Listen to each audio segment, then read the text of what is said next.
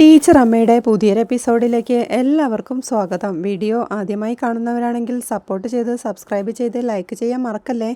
മാധവത്തിൽ തിരിച്ചെത്തിയ ടീച്ചറമ്മ അടുക്കളയിൽ ജോലി ചെയ്തുകൊണ്ടിരിക്കെ അരികെ നിൽക്കുന്ന വീണ അമ്മയോടായി പറയുന്നുണ്ട്, എന്തൊരു ലൈഫാ അമ്മേ മേരിക്കുട്ടി ടീച്ചറിന്റെ. ഞാൻ ശരിക്കും വണ്ടർ അടിച്ചു പോയി. കന്യാസ്ത്രീ ആയിരുന്നെന്നും മടഞ്ചാടിയ കക്ഷിയാണെന്നും പിന്നെ യൂണിയൻ നേതാവിനെ കെട്ടിയെന്നൊക്കെ കേട്ട് ഇത് വേറാരുടെയോ കഥയാണെന്ന് ഞാൻ സംശയിച്ചു എന്ന് വീണ പറയുമ്പോ, ഈ കഥകൾ ഞങ്ങൾക്ക് കുറച്ചു പേർക്കേ അറിയൂ. ഇപ്പതേ കുഞ്ഞിക്കും. മേരി അങ്ങനെ ആരോടും ഈ കഥകളൊന്നും ഷെയർ ചെയ്യാറില്ല എന്ന് ടീച്ചറമ്മയും പറയുന്നുണ്ട്. പിന്നെ പറഞ്ഞ കാര്യത്തെക്കുറിച്ച് അമ്മയൊന്നും പറഞ്ഞില്ലെന്ന് വീണ ചോദിക്കുമ്പോൾ, അവൾക്ക് ഇങ്ങനെ ഒരു ആഗ്രഹമുണ്ടെന്ന് പണ്ടേ എന്നോട് പറഞ്ഞുകൂടായിരുന്നോ? എന്നാ കാര്യങ്ങൾ ഇത്രയും കോംപ്ലിക്കേറ്റഡ് ആവില്ലായിരുന്നു എന്ന് ടീച്ചറമ്മ പറയുമ്പോൾ, ടീച്ചർ കാരണം പറഞ്ഞല്ലോ അമ്മ. അമ്മയുമായുള്ള സൗഹൃദം ഇതിന്റെ പേരിൽ നഷ്ടമാവുമെന്ന് പേടിച്ചിട്ടാ എന്ന് വീണയും ഓർമ്മിപ്പിക്കുന്നുണ്ട്.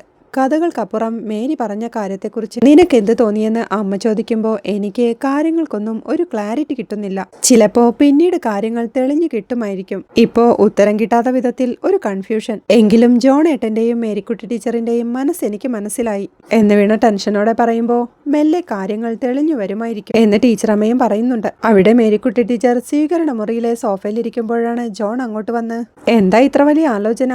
ടി വി വെക്കാണ്ട് ഇങ്ങനൊരു ഇരിപ്പ് പതിവില്ലല്ലോ എന്ന് ചോദിക്കുമ്പോൾ, സരസ്വതിയും വീണയും ഇന്നിവിടെ വന്നിരുന്നു. വിചാരണയായിരുന്നു ഇന്ന്. ജീവപര്യന്തം വരെ ശിക്ഷ കിട്ടാൻ സാധ്യതയുണ്ട്. സരസ്വതിക്കും വീണയ്ക്കും സമാധാനമായി. അവര് കോടതിന്നാ ഇങ്ങോട്ട് വന്നത് എന്ന് മേരിക്കുട്ടി ടീച്ചർ പറയുമ്പോൾ, അപ്പോ മഹേഷേട്ടന്റെയും രാധേച്ചിയുടെയും കാര്യോ എന്ന് ജോൺ ചോദിക്കുന്നുണ്ട്. അവര് വെറുതെ വിടാനാ സാധ്യത എന്ന് അമ്മ പറയുമ്പോൾ, അപ്പോ മോഹന് മാത്രമേ ശിക്ഷ കിട്ടുവല്ലേ എന്ന് ജോൺ ചോദിക്കുന്നുണ്ട്. അത് സമ്മതിച്ചോണ്ട്, അതെ, ഞാൻ അവരോട് രണ്ടുപേരോടും നമുക്ക് രണ്ടുപേർക്കും പണ്ട് വീണയുടെ കാര്യത്തിൽ താല്പര്യമുണ്ടായിരുന്നു എന്നുള്ള കാര്യം അങ്ങ് പറഞ്ഞു എന്നമ്മ പറയുന്നത് കേട്ട് പരിഭ്രമത്തോടെ എണീറ്റോണ്ട്, ഛേ, എന്തിനാ അമ്മ അത് പറയാൻ പോയത്? പറഞ്ഞിട്ട് ഇനി എന്താ കാര്യമെന്ന് ജോണും ചോദിക്കുന്നുണ്ട്. പറയാതെ ഇരുന്നിട്ട് എന്താ കാര്യം? അതുകൊണ്ട് ഞാൻ അങ്ങ് പറഞ്ഞു, എടാ, എനിക്കിനിയും ആ ഭാരം നെഞ്ചിൽ കൊണ്ട് നടക്കാനൊന്നും പറ്റില്ല എന്ന് മേരിക്കുട്ടി ടീച്ചർ പറയുമ്പോ, ഇനി അവരെ ഫേസ് ചെയ്യാൻ തന്നെ ചമ്മലാവും എന്ന് ജോണും ടെൻഷനോടെ പറയുന്നുണ്ട്. അതിന്റെ കാര്യമൊന്നുമില്ല, പറഞ്ഞത് കാര്യമായിട്ട് എടുക്കണ്ടെന്ന് ഞാൻ അവരോട് പറഞ്ഞിട്ടുണ്ട് എന്ന അമ്മാവനെ ആശ്വസിപ്പിക്കാൻ ശ്രമിക്കുമ്പോൾ, എല്ലാം പറഞ്ഞിട്ട് കുഴപ്പമില്ലെന്നോ? മനുഷ്യനെ നാണം കെടുത്താനായിട്ട് ചുമ്മാ പോയേ എന്ന് ജോണും പറയുന്നുണ്ട്. എടാ,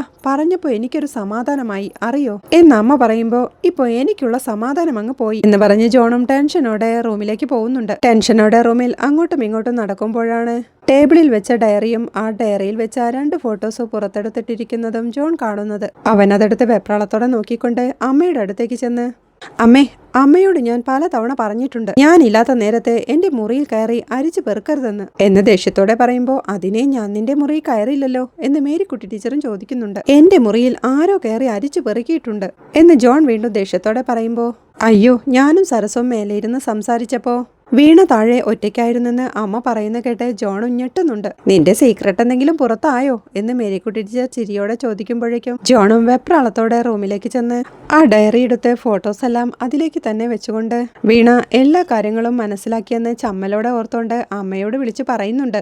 അതെ, ഇനി ഞാൻ പോകുമ്പോ റൂം പുറത്തുനിന്ന് പൂട്ടിയിട്ട് പോവും കേട്ടോ എന്ന്. അത്രയ്ക്ക് വലിയ സീക്രട്ട് അതിനകത്തുണ്ടെങ്കിൽ നീ പൂട്ടിയിട്ട് പൊക്കോടാ. അതൊന്നും വേണ്ടാന്ന് ഞാൻ പറഞ്ഞില്ലല്ലോ എന്ന് മേരിക്കുട്ടി ടീച്ചറും വിളിച്ചു പറയുന്നുണ്ട്. പിന്നീട് ബേക്കറിയിൽ സാധനങ്ങളെല്ലാം അടുക്കി പെറുക്കി വെക്കുന്ന ടീച്ചറമ്മയെയും വീണയുമാണ് കാണുന്നത്. അപ്പോഴാണ് മഹേഷും ഒരു പരുങ്ങലോടെ അങ്ങോട്ട് കയറി വരുന്നത്. അവനെ കണ്ട് ടീച്ചറമ്മയും, എന്താ, സെറ്റിൽ ചെയ്യാനുള്ള ക്യാഷൊക്കെ ആയോ എന്ന് ചോദിക്കുമ്പോൾ, എങ്ങനെ മുന്നോട്ടെന്നറിയാതെ കുഴങ്ങിയിരിക്കുക ഞാൻ എന്ന് മഹേഷും. പണിയെടുക്കാൻ മനസ്സുണ്ടെങ്കിൽ അങ്ങനങ്ങ് കുഴയൊന്നുമില്ല ജീവിതം എന്ന് ടീച്ചറമ്മ പറയുമ്പോൾ, ഇനി എനിക്ക് എന്ത് പണി കിട്ടാനാ എന്ന് മഹേഷും ചോദിക്കുന്നുണ്ട്. പഴയ മുതലാളി മനസ്സൊന്നുമില്ലെങ്കിൽ പണി ഇവിടെ തന്നെ ഉണ്ടെന്ന് ടീച്ചറമ്മയോ. എന്തും ചെയ്യാൻ ഞാൻ തയ്യാറാ, എനിക്കിപ്പോ ഒരു പണിയുമില്ലെന്ന് മഹേഷും. ഒരു ശമ്പളവും ഇല്ലാതെ തന്നെ രേണുവിന്റെ വീട്ടിൽ ചെയ്യാത്ത പണിയില്ല, ഇനിയിപ്പോ ശമ്പളം കിട്ടുന്നുണ്ടെങ്കിൽ അതിലും കൂടുതൽ പണി ഞാൻ ചെയ്യും എന്ന് മഹേഷ് പറയുന്നത് കേട്ട് വീണയ്ക്കും ചിരി വരുന്നുണ്ട്. അത്രയ്ക്ക് ഭാരിച്ച പണിയൊന്നും ഇവിടില്ല, നിനക്കറിയാലോ. മെല്ലെ ജീവിതം ഒന്നേന്നു തുടങ്ങും പോലെ തുടങ്ങണം. ജീവിതത്തിൽ നിനക്കില്ലാതെ പോയത് അച്ചടക്കമാ. ഇതുവരെയുള്ള പ്രശ്നങ്ങൾ മനസ്സിലാക്കി അച്ചടക്കത്തോടെ മുന്നോട്ട് പോവുക. നമ്മ പറയുന്നത് കേട്ട് സന്തോഷത്തോടെ അപ്പോ എന്നെ ജോലിക്കെടുത്തോ എന്ന് മഹേഷും ചോദിക്കുന്നുണ്ട്. നീ നിന്നോ, ഏത് ജോലിയാ നിനക്ക് സൗകര്യം എന്ന് വെച്ചാ അവിടെ നിന്നോ എന്നമ്മ പറയുന്നത് കേട്ട് സന്തോഷത്തോടെ, അങ്ങനെയാണെങ്കിൽ ജ്യൂസിന്റെ പരിപാടി ഞാൻ നോക്കാം എന്ന് മഹേഷും പറയുന്നുണ്ട്. ആ, നീ പണ്ടേ ജ്യൂസ് അടിക്കാൻ മിടുക്കനാണല്ലോ എന്ന് ചോദിച്ചോണ്ട്, കേറ് ബാക്കി സാധനങ്ങളുടെ കാര്യമെല്ലാം ഇവള് നോക്കിക്കോളും എന്നമ്മ പറയുന്നത് കേട്ട് സന്തോഷത്തോടെ മഹേഷും അകത്തേക്ക് കയറി പോകുന്നുണ്ട്. അവൻ അകത്തേക്ക് കയറി ചെല്ലുമ്പോഴേക്കും ഓമനമ്മയും വേണുചേട്ടനും അവന്റെ അടുത്തേക്ക് വരുന്നുണ്ട്. അവരെ കണ്ട് സന്തോഷത്തോടെ, ഓമനാമ്മേ, വേണുചേട്ടാ, രണ്ടാൾക്കും സുഖല്ലേ എന്ന് മഹേഷ് ചോദിക്കുന്നുണ്ട്. സുഖം, പരമസുഖം എന്ന് വേണുവേട്ടൻ പറയുമ്പോൾ മഹേഷേ ഇനി ഒന്നും നഷ്ടപ്പെടുത്താതെ നോക്കണം. കുറെ പഠിച്ചില്ലേ നീ ഇപ്പോ എന്ന് ഓമനമ്മ ചോദിക്കുമ്പോൾ നല്ലോണം പഠിച്ചെന്ന് മഹേഷും. പിന്നെ നിങ്ങൾ രണ്ടാളും പഴയ ദേഷ്യമൊന്നും വെച്ച് എന്നോട് പെരുമാറരുതേ എന്ന് മഹേഷ് അവരോടായി പറയുമ്പോൾ എനിക്ക് തോന്നിയാ ഞാൻ അപ്പൊ തന്നെ മുഖത്ത് നോക്കി പറയും, അല്ലാതെ അതും വെച്ചോണ്ട് നടക്കൊന്നും ഇല്ലെന്ന് ഓമനമ്മയും. അതൊന്നും സാരമില്ല, നമുക്കേ ആ ജ്യൂസിന്റെ കാര്യമൊന്നും നോക്കാം എന്ന് പറഞ്ഞ് മഹേഷ് അവരെയും വിളിച്ചോണ്ട് അവിടുന്ന് പോകുന്നുണ്ട്. അപ്പോഴാണ് മിഥുൻ സാർ ബേക്കറിയിലേക്ക് കയറി വരുന്നത്. അവനെ കണ്ട് ടീച്ചർ അമ്മയും സന്തോഷത്തോടെ കൗണ്ടറിൽ നിന്നിട്ടേ മിഥുനെ ഞങ്ങൾക്ക് പിന്നെ അങ്ങോട്ട് ഇറങ്ങാനേ പറ്റിയില്ല. കോടതിയിലെ കാര്യങ്ങളും ബേക്കറിയിലെ കാര്യങ്ങളുമായിട്ട് കുടുങ്ങിപ്പോയി മോനെ എന്ന് ടീച്ചറമ്മ പറയുമ്പോഴേക്കും വീണയും അങ്ങോട്ടെത്തുന്നുണ്ട്. ഞാൻ അറിഞ്ഞു ടീച്ചറെ, എനിക്കവിടെ തിരക്കായതുകൊണ്ടാ കോടതിയിൽ വരാൻ പറ്റാഞ്ഞത് എന്ന് മിഥുൻ പറയുമ്പോൾ ഞാൻ സത്യത്തിൽ അമ്മയുടെ സ്ഥാനത്ത് നിന്ന് എല്ലാം നടത്തേണ്ടതല്ലേ. ജീവിതം നമ്മുടെ കയ്യിലില്ലാത്തൊരൊഴുക്കില്ല. ഇതിനിടെ റീജോയിങ്ങിന് ഉത്തരവായി എന്നതാ ഒരു സമാധാനം എന്ന് ടീച്ചറമ്മ പറയുമ്പോൾ ഞങ്ങളും ശരിക്കും ഹാപ്പി ആയെന്ന് മിഥുൻ സാറും. അപ്പോഴാണ് അമ്മ ജ്യൂസറിന്റെ ഒരു ജാറ് കംപ്ലൈന്റാ എന്ന് പറഞ്ഞ് മഹേഷ് അങ്ങോട്ടെത്തുന്നത്. അവനെ കണ്ട് സന്തോഷത്തോടെ ഏട്ടനിവിടെ ഉണ്ടായിരുന്നോ എന്ന് മിഥുൻ ചോദിക്കുമ്പോൾ ഇന്നിവിടെ തൊഴിലാളിയായിട്ട് ജോയിൻ ചെയ്തു എന്ന് മഹേഷ് പറയുമ്പോൾ അത് കുറെ കഥ പറഞ്ഞാലേ സാറിന് മനസ്സിലാവും എന്ന് വീണയും ചിരിയോടെ പറയുന്നുണ്ട്. ഈ തിരക്കൊക്കെ മാറിയിട്ടെ സാവകാശം പറഞ്ഞു തരാമെന്ന് ടീച്ചറമ്മയും. എന്നാ അത് മതിയെന്ന് മിഥുൻ പറയുമ്പോൾ കുഞ്ഞും അമ്മയുമൊക്കെ എങ്ങനെ ഇരിക്കുന്നു എന്ന് ടീച്ചറമ്മ ചോദിക്കുന്നുണ്ട്.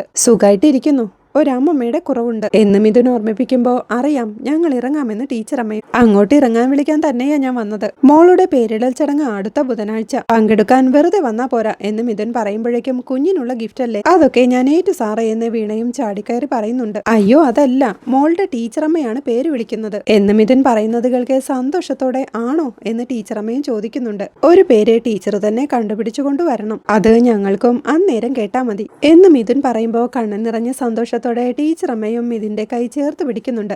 വീണ രാധ ടൈപ്പ് പേരൊന്നും വേണ്ടല്ലോ അല്ല സാറേ എന്ന് വീണ ചോദിക്കുമ്പോൾ അതൊക്കെ ടീച്ചറിന്റെ ഇഷ്ടം എന്ന് മിഥുനും പറയുന്നുണ്ട്.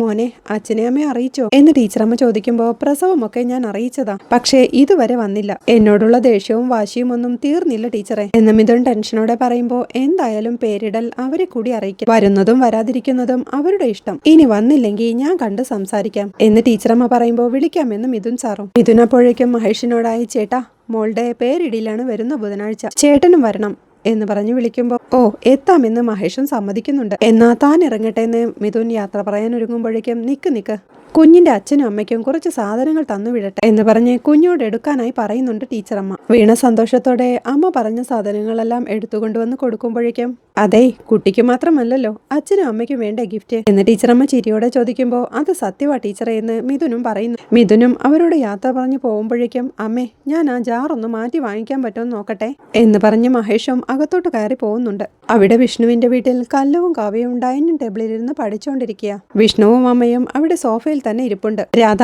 കല്ലുവിന്റെയും കാവ്യയുടെയും അരികിലേക്ക് വന്ന് ഒരു ചെയറിലേക്ക് ഇരുന്നോണ്ട് പഠിച്ചോ മോളെ, ശ്രദ്ധിച്ചെഴുതണം കേട്ടോ എന്ന് സ്നേഹത്തോടെ പറയുമ്പോഴേക്കും അമ്മ ഇനി എന്നും ഞങ്ങൾ പഠിക്കുമ്പോൾ ഞങ്ങളുടെ കൂടെ ഇരിക്കുവോ എന്ന് കാവ്യ ചോദിക്കുന്നുണ്ട്. ഇരിക്കാലോ എന്ന് രാധ ചിരിയോടെ പറയുമ്പോൾ ബുക്കിന്റെ അകത്ത് വെച്ചുള്ള ഇവരുടെ കോമിക്സ് വായന ഇനി ശരിയാവില്ല, അതുകൊണ്ടായി ചോദിക്കുന്നതെന്ന് കല്ലുവും പറയുന്നുണ്ട്. കോമിക്സും വായിച്ചോ, പക്ഷേ ഒളിച്ചു വായിക്കരുത്, പഠിച്ചു കഴിഞ്ഞിട്ടും വായിക്കാലോ എന്ന് രാധ ചോദിക്കുന്നുണ്ട്. അതിനൊരു ത്രില്ലില്ലമ്മ എന്ന് കാവ്യ പറയുന്നത് കേട്ട് വിഷ്ണുവും അവന്റെ അമ്മയും എല്ലാം ചിരിക്കുന്നുണ്ട്. രാധയും ചിരിയോടെ ത്രില്ലൊക്കെ നമുക്കുണ്ടാക്കാം എന്ന് പറഞ്ഞ് ഹോംവർക്കൊക്കെ കഴിഞ്ഞോ എന്ന് ചോദിക്കുന്നുണ്ട്. കഴിഞ്ഞെന്ന് കാവ്യ പറയുമ്പോൾ എന്തേലും ഉണ്ടോന്ന് ഒന്നുകൂടൊന്നും നോക്കിക്കോ, രാവിലെ എഴുന്നേറ്റിട്ടെ ഒറ്റക്കാലിൽ നിൽക്കരുത് എന്ന് സ്നേഹത്തോടെ ശാസിക്കുമ്പോഴേക്കും അത് ഇവളുടെ സ്ഥിരം പരിപാടിയാണല്ലോ എന്ന് കല്ലുവും. ഞാൻ പറഞ്ഞത് സത്യമാണോ എന്ന് അമ്മയൊന്ന് നോക്കെന്ന് പറഞ്ഞ് കാവ്യ തന്റെ ബുക്ക് രാധയുടെ കയ്യിലേക്ക് കൊടുക്കുന്നുണ്ട്. രാധ ബുക്ക് വാങ്ങി നോക്കിക്കൊണ്ട് ഈ ബുക്കിന്റെ കവറൊക്കെ പോയല്ലോ എന്ന് ചോദിച്ച് കല്ലുവിന്റെ ഇപ്പോഴും എന്ത് വൃത്തിയായിട്ട് ഇരിക്കുന്നെന്ന് നോക്കിക്കേ എന്ന് കാവ്യയോടായി പറയുമ്പോൾ പഠിക്കുന്ന കുട്ടികളുടെ ബുക്ക് അല്പം കീറുകയും അഴുക്ക് പറ്റുകയൊക്കെ ചെയ്യും എന്ന് കാവ്യ പറയുമ്പോൾ എല്ലാവരും അതുകൾക്ക് ചിരിക്കുന്നുണ്ട്. വെറുതെ ചിരിപ്പിക്കാതെ കാവ്യ എന്ന് കല്ല് പറയുമ്പോഴേക്കും രാധ അവിടെ നിന്നിട്ട് വിഷ്ണുവിന്റെയും അമ്മയുടെയും അരികിലേക്ക് ചെന്നിരുന്ന് വിഷ്ണുവേട്ടാ മുറിവൊക്കെ ഉണങ്ങിയില്ലേ, ഇനി ഈ കെട്ടൊക്കെ മാറ്റാം എന്ന് പറയുമ്പോൾ ഒരുവിധം ഉണങ്ങി, അടുത്ത ആഴ്ച മുതൽ കെട്ടഴിക്കാമെന്ന് വിഷ്ണുവും പറയുന്നുണ്ട്. രാധയും സന്തോഷത്തോടെ നമുക്ക് ഭക്ഷണം കഴിച്ചാലോ, ഞാൻ എടുക്കാമെന്ന് പറഞ്ഞ് അവിടെ നിന്നിട്ട് ഭക്ഷണം എടുത്തു വെക്കാനായി പോകുന്നുണ്ട്. കല്ലു അപ്പോഴേക്കും കാവ്യയോടായി ബുക്കൊക്കെ മടക്കി വെക്കാനായി പറയുന്നുണ്ട്. എല്ലാവരും കൈ കഴുകി വന്നിരിക്കുമ്പോഴേക്കും രാധ അവർക്കെല്ലാം ഫുഡ് വിളമ്പുന്നുണ്ട്. കല്ലുവും ഓരോന്ന് തുറന്നു നോക്കിക്കൊണ്ട് ആഹാ ഇത് അമ്മാമ്മ ഉണ്ടാക്കുന്ന പോലെ ഓരോരുത്തർക്കും അവരവരുടെ ഇഷ്ടമെനു ആണല്ലോ എന്ന് പറയുമ്പോൾ ഈ പൊട്ടാത്ത ബുൾസൈ സൂപ്പർ അമ്മ എന്ന് കാവ്യയും അഭിനന്ദിക്കുന്നുണ്ട്. തേങ്ങാപ്പാൽ ഒഴിച്ച കുത്തരിക്കഞ്ഞിയും കൊള്ളാം, നന്നായിട്ടുണ്ട്, നന്നായി കുറുകി, നല്ല രുചിയുണ്ട്, ചമ്മന്തിയും കൊള്ളാം എന്ന് പറഞ്ഞ് വിഷ്ണുവിന്റെ അമ്മയും സന്തോഷത്തോടെ കഞ്ഞി കുടിക്കുന്നുണ്ട്. ഒരു ചപ്പാത്തി കൂടി തരട്ടെ എന്ന് ചോദിച്ച് രാധ കാവ്യയ്ക്കും ഒരു ചപ്പാത്തി കൂടി എടുത്തു കൊടുക്കുമ്പോഴാണ് അവളുടെ മൊബൈൽ റിങ് ചെയ്യുന്നത്. വിഷ്ണുവേട്ട 1 മിനിറ്റ് എന്നും പറഞ്ഞ് രാധ ചെന്ന് ആ മൊബൈൽ എടുക്കുമ്പോഴേക്കും മഹേഷ് ആയിരുന്നു അപ്പുറത്ത്. മഹേഷേ പറയടാ എന്ന് രാധ പറയുമ്പോൾ രാധേച്ചി എനിക്കെന്തോ ഇപ്പോൾ ഒരു ടെൻഷൻ പോലെ എന്ന് മഹേഷും. എന്തിനാടാ ടെൻഷൻ എന്ന് രാധ ചോദിക്കുമ്പോൾ നാളെയല്ലേ കോടതി വിധി പറയുന്നതെന്ന് മഹേഷ്. നമ്മൾ ഇനി പേടിക്കണോ? നമുക്കെതിരെ വന്ന ആരോപണത്തിന് ഇനി പ്രസക്തി ഇല്ല എന്ന് രാധ ചോദിക്കുമ്പോൾ ചേച്ചി ഞാനും ആ കോൺഫിഡൻസ് വീട്ടിൽ പറഞ്ഞപ്പോ ഭാർഗവമാമൻ പറയാ വിധി വരുന്നവരെ ഒന്നും പറയാൻ പറ്റില്ലെന്ന്. നമ്മൾ രണ്ടാളും അകത്താവുമെന്ന മട്ടിൽ അമ്മാമൻ സംസാരിച്ചത് എന്ന് മഹേഷ് ടെൻഷനോടെ പറയുമ്പോൾ എടാ നമുക്കെതിരെ അമ്മയുടെ ആരോപണം എന്താ? അമ്മ കന്യാകുമാരി പോയ കാര്യം നമ്മളാണ് അച്ഛനെ അറിയിച്ചതെന്നല്ലേ? ഇപ്പൊ യഥാർത്ഥത്തിൽ അറിയിച്ചയാളെ കോടതി വിചാരണ ചെയ്തില്ലേ എന്ന് രാധയും ചോദിക്കുന്നുണ്ട്. അതിന് കോടതി അത് വിശ്വസിക്കണ്ടേ എന്ന് മഹേഷ് സംശയത്തോടെ ചോദിക്കുമ്പോൾ അത് വേണമെന്ന് രാധ. കോടതി അത് വിശ്വസിച്ചില്ലെങ്കിലേ നമുക്കെതിരെ വിധി വരാൻ സാധ്യതയില്ലേ എന്ന മഹേഷിന്റെ ചോദ്യം കേട്ട് ദേ നീ വെറുതെ മനുഷ്യനെ കൺഫ്യൂഷൻ അടിച്ച് പേടിപ്പിക്കല്ലേ എന്ന് രാധയും ടെൻഷനോടെ പറയുന്നുണ്ട്. എന്റെ രാധേച്ചി ഞാൻ പേടിപ്പിച്ചതല്ല, ഒരു ഡൗട്ട് ചോദിച്ചതാ എന്ന് മഹേഷ് പറയുമ്പോൾ എന്തായാലും വിധിയൊക്കെ തീരുമാനിച്ചിട്ടുണ്ടാവും, നമുക്ക് നാളെ അറിയാം എന്ന് രാധ അവനെ ആശ്വസിപ്പിക്കാനായി പറയുമ്പോൾ ആൾക്ക് തൂക്കുകയറ് കിട്ടുമോ എന്ന് മഹേഷും ചോദിക്കുന്നുണ്ട്. അറിയില്ലടാ എന്ന് ടെൻഷനോടെ രാധ പറയുമ്പോൾ പലരും കിട്ടുമെന്നൊക്കെ പറയുന്നു. 2 കൊലപാതകവും ഒരു വധശ്രമവും ഒക്കെ ഉള്ളതല്ലേ എന്ന് മഹേഷ് പേടിയോടെ ചോദിക്കുമ്പോൾ എന്തായാലും അതറിയാൻ ഇന്നത്തെ രാത്രി കഴിഞ്ഞാൽ മതിയല്ലോ എന്ന് രാധയും പറയുന്നുണ്ട്.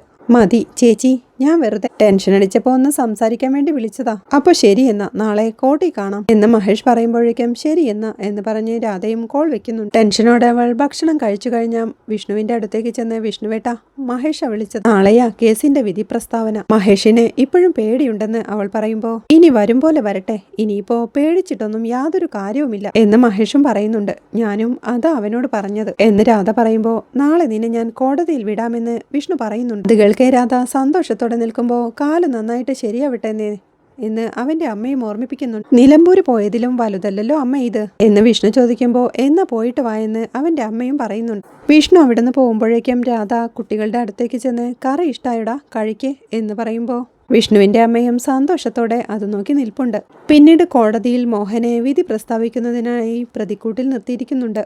ജഡ്ജിയും പറയുന്നുണ്ട് ഇതൊരു സാധാരണ ക്രിമിനൽ കേസല്ല, ഇതൊരു കുടുംബത്തിനകത്ത് നടന്ന ക്രൂരതകളുടെ നീണ്ട ചരിത്രമാണ്. പ്രതി മോഹൻ ഈ കോടതിയിൽ ഒരുമിച്ച് വിചാരണ ചെയ്തത് കീഴ്പറയുന്ന കേസുകളാണ്. 1 സരസ്വതി കൃഷ്ണചന്ദ്രൻ ജീപ്പ് ഉപയോഗിച്ചുള്ള വധശ്രമം, 2 മാലതി വധക്കേസ്, 3 മോഹന്റെ അച്ഛന്റെ കൊലപാതകം, 4 വിഷ്ണുനാഥിനെ വെടിവെച്ച വധശ്രമ കേസ്. ഇവയൊക്കെ വ്യത്യസ്ത സംഭവങ്ങളാണെങ്കിലും ഒരേ പ്രതിയുടെ മനസ്സിൽ നിന്ന് ഉയർന്നു വന്ന കുറ്റകൃത്യങ്ങളാണ്. ജഡ്ജി പറഞ്ഞു നിർത്തുമ്പോഴേക്കും സിന്ദൂര വിക്രമനും എഴുന്നേറ്റ് പ്രോസിക്യൂഷൻ എല്ലാ തെളിവുകളും സാഹചര്യ തെളിവുകളുടെ മുകളിലാണ് പടുത്തുയർത്തിയത്, പ്രതി നേരിട്ട് കൊലപാതകങ്ങൾ ചെയ്തതായി യാതൊരു അറിവുമില്ല എന്ന് പറയുമ്പോഴേക്കും ജഡ്ജിയും മിസ്റ്റർ വിക്രമൻ കോടതി വാദങ്ങൾ കഴിഞ്ഞു, ഇത് വിധി പ്രസ്താവമാണെന്ന് ഓർമ്മിപ്പിക്കുമ്പോൾ സിന്ദൂര വിക്രമനും തന്റെ സീറ്റിലേക്ക് ചെന്നിരിപ്പുണ്ട്. പ്രതി പട്ടികയിൽ ചേർത്തിരുന്ന മോഹന്റെ മക്കളായ രാധ മഹേഷ് ഇവർക്കെതിരെ കുറ്റം തെളിയിക്കാൻ പ്രോസിക്യൂഷന് കഴിഞ്ഞിട്ടില്ല, ആയതിനാൽ ഇവരെ കുറ്റാരോപണങ്ങളിൽ നിന്നും വെറുതെ വിടുന്നു എന്ന ജഡ്ജിയുടെ വിധി കേട്ട് രാധയ്ക്കും മഹേഷിനും സന്തോഷമാവുന്നുണ്ട്.